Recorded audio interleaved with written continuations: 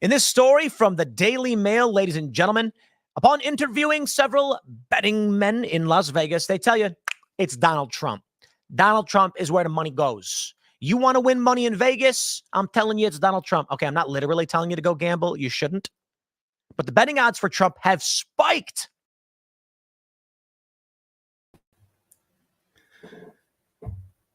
Okay, I'm back. Did y'all miss me? Yeah, you just saw me yesterday. Apparently, we have some people that can't go today, and being the team player I am, I stepped up, do 2 days in a row. The rookie comes through. So let me bring comments up here. So there's 3 comments already. See who's here, who's back again. Chris, Sabrina, and Carrie. Good old Carrie. Good morning, people.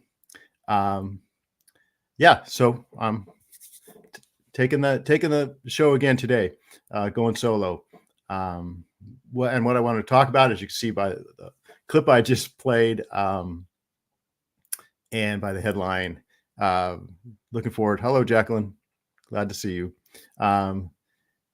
We have an election coming up. I don't know if you all knew that, but if you're a betting person, apparently you should bet on Donald Trump to win. I've been following that kind of loosely.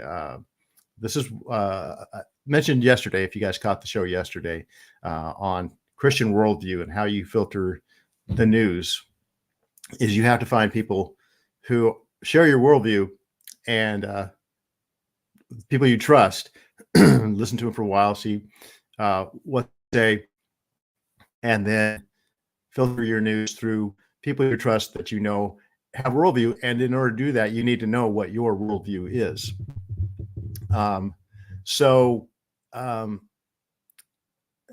The person I showed you, the news clip, I don't know if a lot of you know him. His name is Tim Pool.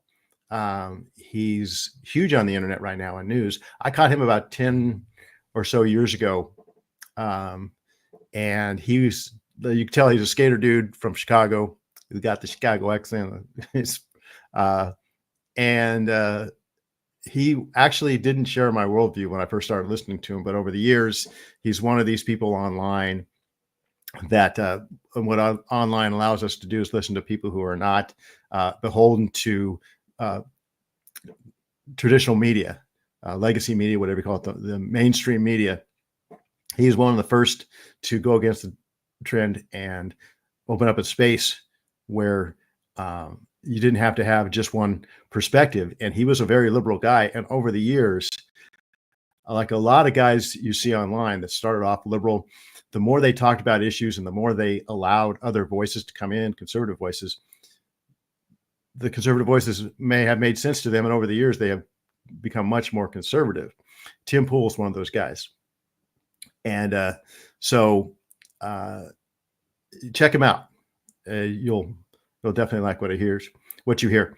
And I have been following this loosely on the election, the betting odds. There's another guy named Clay Travis who has a show called Outkick, or a channel called Outkick, or organization. He's one of the guys that took over for Rush Limbaugh, him and Buck Sexton. Yeah, I think it's Buck Sexton. Yeah.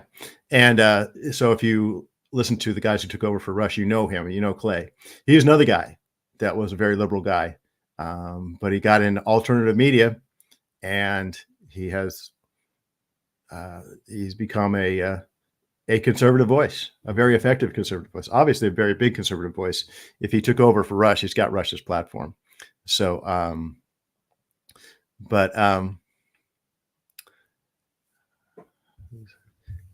okay, Sabrina, I got to bring up Sabrina's contact because I think I know what she's talking about. I think Tim is following orders still. Yeah, Tim was accused of following. Wait a minute. Okay, now see, this is where I get trouble on my producing skills. So yeah, Tim was accused of being a Russian stooge, I guess, or following Russian orders, but that doesn't seem to have much legs. And if you listen to him, you wouldn't necessarily think so. But again, that's what happens to the people in alternative media. They don't have a corporate structure around them. They don't have that media structure around them. So they can be messed with. and I think Tim was messed with. But he is a very effective voice. I listened to for 10 years. That didn't resonate with me, Sabrina. But there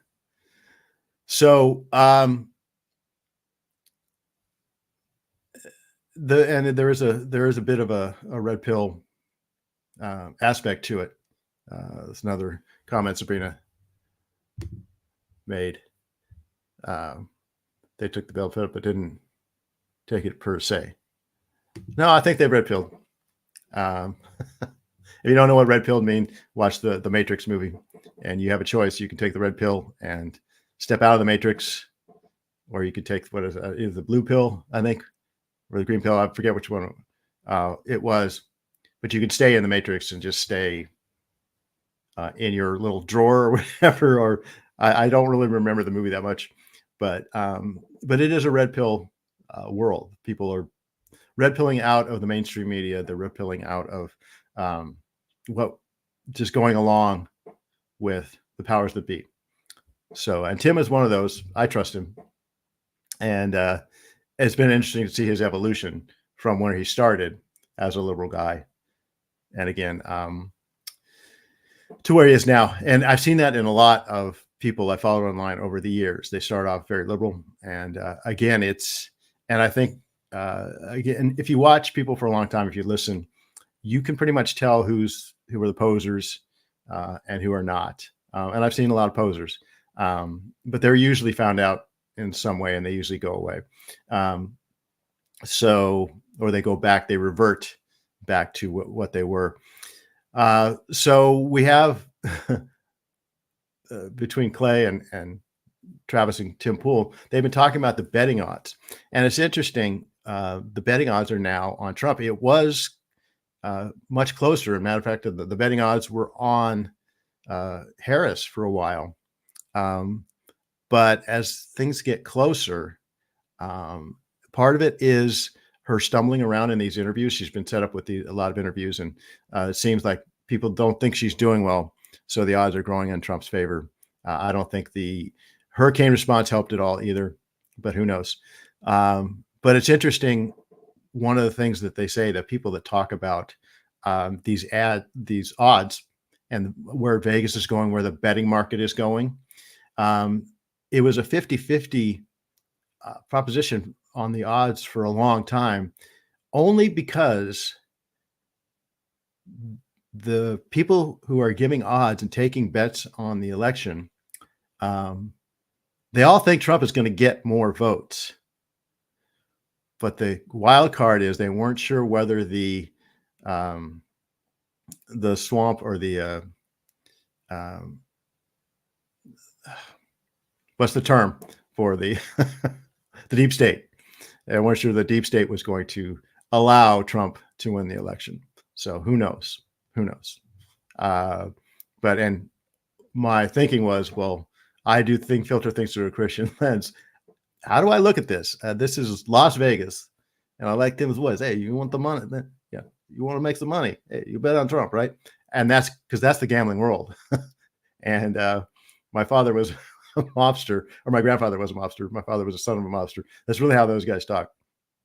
And so, as a Christian, what do you do? Do you take hope in? And again, assuming you don't define yourself as a Christian by who you vote for. Okay, but there is a pretty obvious choice between worldviews here. And if you know me, I talk about worldviews a lot. So what is a Christian to do with this? It is kind of like EU says, no choice.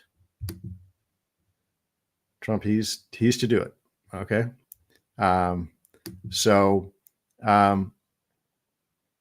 do you take comfort in that, or do you take encouragement from the betting odds in Vegas? I thought it was just kind of an ironic little thing that I'd share with people. If that gives you hope, that's great. Don't let it get you overconfident. Vote early, vote often, right? No, vote early, and make sure that you don't get it's too overconfident. And it's funny. I think actually Biden dropping out and Kamala Harris coming in might have been the best thing to happen on the conservative side, because Biden was so bad. And that debate showed him to be so out of it that it was going to be Trump in a walkover. And I think that might have gotten conservatives a little complacent, but we can't be complacent anymore. And it really is even more so than the choice of Joe Biden. The choice of Kamala Harris is a very, very stark choice and challenge for us, because that is a completely different worldview. It goes into the worldview that I talked about yesterday on the news. The news was totally framing the hurricane response, the pathetic, ineffective hurricane response from the White House. They didn't focus on that. They focused on how the White House was fighting misinformation from Trump on their bad response, right? So that's how Orwellian it is these days. And so that's the challenge. If it could be worse than having an incapacitated president that was a puppet of people, it would be a person as radical and with that Marxist worldview that's not impaired. Okay. That's even worse, I think. So we shouldn't get complacent. That's all to say. And we need to get out and vote and help your friends vote. And we need to play the game. So if that's encouraging to you, great. But don't let it stop you. Okay, Carrie, you can't be a Christian and a Democrat. Well, there's a challenge, isn't it? I don't agree with that, because I know some very dear Christian friends of mine that are Democrats. But it's getting harder and harder. And I can tell you from one of them that I happen to love very dearly, that it's getting more and more obvious to Christians who are Democrats that it's a big challenge. And it's something that you really have to reconsider. But, we don't define that by, that's not a biblical definition. I always said that when you're saved, Jesus saves your soul, but he doesn't necessarily change your personality or your predilection. He helps you put your thinking, maybe your emotions in a Christian framework. But being Christian and being part of the body of Christ, being one in Christ, being unified, doesn't mean we all think the same. And doesn't mean we all have the same filters. So I'm trying to filter the news here through a Christian perspective, my Christian perspective, and most people's Christian perspective. But it's funny, those people that just don't get it, that's another challenge we have. They're still a vital part of the body. We can't say to them, we have no need of you, right? And Carrie, there's Carrie's, you can't be a Christian, vote for this regime. A lot of Christians are going to. So I would say you shouldn't, but we're going to be faced after this election, whichever way it goes, we're going to be faced with a lot of brothers and sisters in Christ who did vote that way. And it's funny, you could always say, oh, they'll be sorry. And I tend to think that if it goes the wrong way, and again, this is my view and most Christians' view, that's going to mean the beginning of a lot. We already have the beginning of discrimination against Christians, and that's going to intensify. And I think the discrimination eventually down the road will lead to some sort of persecution. Now, whether it's the same persecution as the Romans, people or the Nazis, the people that say all that, it doesn't matter. It doesn't have to be. Persecution is persecution. Discrimination is discrimination. So we're going to face it. And it's going to get worse if it goes the other way. And I always wondered, will the Christians that voted that way, will they realize that? And will they regret that, or even repent if that's the way it goes? Or will they not see it? Will they even facilitate it?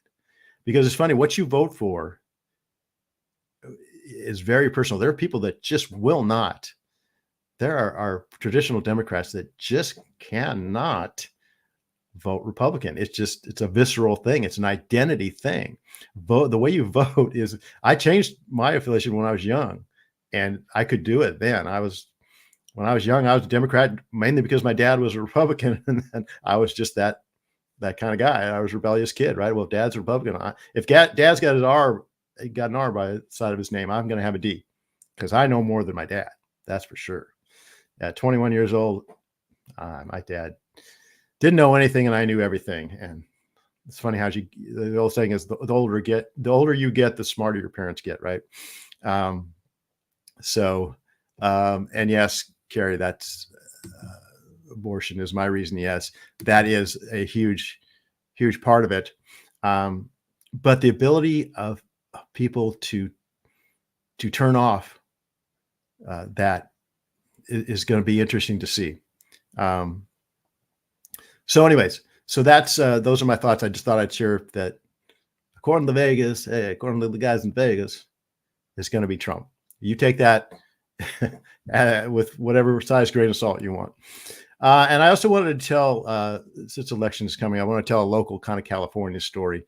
I mentioned yesterday that we were talking about where we're all from, because I didn't know where you all were from. And I'm in Southern California, born and raised. And I live in North San Diego County, and at an undisclosed, I know Michael doesn't want to know where anyone to know where he is. I live in an undisclosed city on the side of the ocean, if that's vague enough. So anyways, we have a little slice of heaven down here in San Diego County. But California, I said before, California we have great weather. We have wonderful beaches. It's very easy living in here, but it is a highly dysfunctional state because it's completely dominated by Democrats. And over the past, I think in 2018, San Diego County went blue. It was the last remaining red city in California. And about 6 years ago, I guess, in one of the midterm elections, San Diego City went blue. And there's a couple outposts of conservatism, San Diego County, where we are, and to the east. But and I remember telling my wife at the time, I said, I give it about 5, maybe 10 years, we're going to be just like San Francisco and LA. We're going to have tent cities, and we're going to have human feces on the street and needles laying around. And sure enough, it happened in about 5 years. And we also have a horrible crime problem. And there's a law in the state. It was passed 10 years ago. It was Proposition 47. The voters of California, in their infinite wisdom, decided to make certain drug offenses and other infractions of the law, reduce the penalties on those. And they reduced the the theft threshold to $950. You could steal up to $950 worth of stuff, and it would be considered a misdemeanor. And this is what the voters of San Diego voted for, or of California, excuse me, voted for. And everybody at the time that had any kind of common sense says, don't do this. In 10 years, the state is going to be a mess. And sure enough, here we are 10 years later, and the state's a mess. We have homeless people and fentanyl addicts on the street, sleeping on the street, dying on the street. In my city, just last week, 3 homeless people were killed. 1 was shot and 2 were stabbed, I think. And they're getting hit by cars. We have tent cities. Go to a Padre game down in San Diego, and you have to step around all kinds of piles of human feces in the street. And it's terrible. And so now we have this Proposition 36 to is on the ballot to rectify that, to overturn the stupidity of 10 years ago. So we have this problem, and even it's filtered into the surrounding county. And in our neighborhood, I've got this nice little neighborhood, family neighborhood where we live. And we had a couple months ago, we had a homeless person that started coming in to our neighborhood, parking in the very back of the neighborhood, back street, and sleeping in her car. And there were several men coming by at various times of the night. There was drugs going on there, some drug paraphernalia. She had taken her waste in the morning and dumped it before she took off, just on the side and beside the sidewalk. So this was something we couldn't have in our neighborhood. It's just something you can't have if you have a family neighborhood. We had to solve this problem. We had to get her out, basically. And a lot of people said we were being, not compassionate towards this. So what we did, we have several Christian people in this neighborhood, and obviously not everyone's a Christian. And some people were very upset about it. There was some talk about slashing her tires or whatever, doing that. And I said, no, don't do that. Some of the Christian families took over, and one of the ladies in the neighborhood talked to this. She wouldn't talk to anybody else, but this one Christian lady in the neighborhood, you just can't help talking to her. She's just a light and a beacon. And we found out her name, and my next door neighbor is an old Chicago investigator, and he was able to take this woman's name and he actually found her mother in Arizona and let her mother know that her daughter was here, living in a car. And her mother was like, I haven't seen my daughter in 2 years. Thank you so much. And we ended up actually getting her in a gentle way to move out of the neighborhood. And there was no tire slashing. There was no violence. There was no threats. The city was powerless. City services were powerless because of some of the laws like this that were passed. That they have no tools whatever to deal with it. So we had to take it upon ourselves. And the Christians in this neighborhood really stepped up, and they did it in a compassionate way. We're hoping that her mother was able to get in touch with her. We gave her all we could on this woman. And I looked at that as an opportunity. I went to a fundraiser for a pregnancy center here last week, and there was a radio show host said, we here in California, we have it difficult. And this was on the subject of abortion and these clinics that are under fire here in the state. And he said, but other states are looking to us now to see how we're handling opposition to these pregnancy centers. And he goes, we're stronger. And this particular pregnancy center that we are raising funds for has exploded. It needs a bigger building because of all the services they're giving these women that are coming to them. And he says, that couldn't happen in a red state. He said, red states don't have this problem. Their pregnancy centers are not challenged at all. And so they're somewhat complacent. He said, but here in California, we can't be complacent. We have to pray more. We have to be more compassionate to these women that come to us, and to the men. We have to be more encouraging to the fathers. And he says, this is how California works. This is what makes us stronger. I have a pastor now who says to people that want to leave California, he says, don't be one of those soldiers that leaves the battlefield right as the battle is engaged. So, and then I looked at him and say, okay, I will fight for you, general, as long as you're a good general. Okay. You need to be a good general if I'm going to be a good soldier for Christ. So that's kind of how it goes in California. We like to complain. We have all these dysfunctional laws, but that makes us stronger. It makes us have to step up. So we had to step up. We had the deputy mayor of our city come in and say, I can't do anything. The laws in the state are too crazy. We can't do anything. We had police officers come to knock on her window. If she didn't want to open up, there's nothing we can do. City services came. There's nothing we can do. Okay. That means we as the people in the neighborhood have to do something. And we did.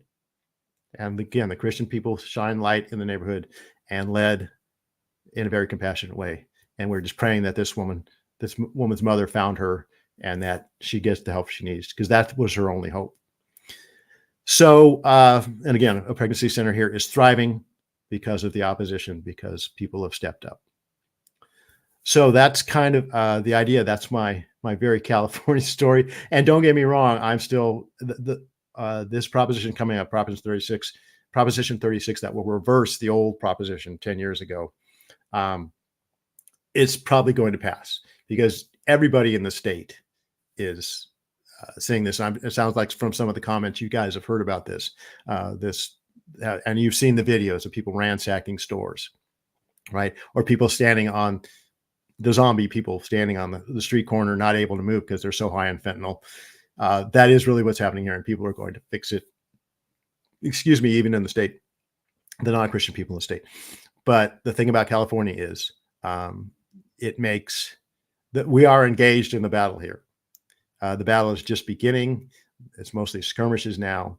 Again, looking forward, it might get a lot worse, but hopefully we continue to lean on the Lord, lean on each other, and shine light to our neighbors. That's all we can do. Okay, Carrie, are you sure the votes are lit? Actually, I don't doubt they are in California because they don't have to cheat here. This is such an overwhelmingly blue state. Even in our neighborhood, and even in this North County here, there's so many Harris Wall signs. So as much as I'd like to think it is, no, I think they're legit because there's just people that will vote for things like Proposition 47 to say, no, we shouldn't prosecute drugs and let people steal. It's only $950. What could go wrong, right? We're such compassionate people. Look what good people we are. We vote to let criminals ransack stores and unfortunately young people ruin their lives or die of fentanyl overdoses. And we still think we're morally upright and good people, better than those nasty people who actually want to see homeless people get treatment and criminals be held accountable. Yeah, we're the nasty people. So yeah, I think it is. California really is that crazy, and they're really but it's a wide open mission field too, because we're going to see how shallow this kind of life is. I mean, the California life is very opulent and it's very easy and comfortable, but it can get decadent, and that's kind of the cycle that goes. So even people who live that and have that philosophy, still they have a limit. So when you see people ransacking stores and running out with trash bags full of loot, and when they go to the store, they have to ask somebody to open up a locked cabinet to get toothpaste, right? That's what life is like here. So even those people have that little bit of sense. So, yes, Carrie, why on earth do people want this? Don't they follow politics? They just vote. They just see the D at the side and think that's the way I'm going to vote. Or they read the LA Times, or they watch the news or NPR, whatever, and they just go by what they hear. Again, they have a worldview, and they have found sources they trust, and they're following those sources. Okay, that's kind of how this works. That's why I stress so much. We got to have that Christian worldview, and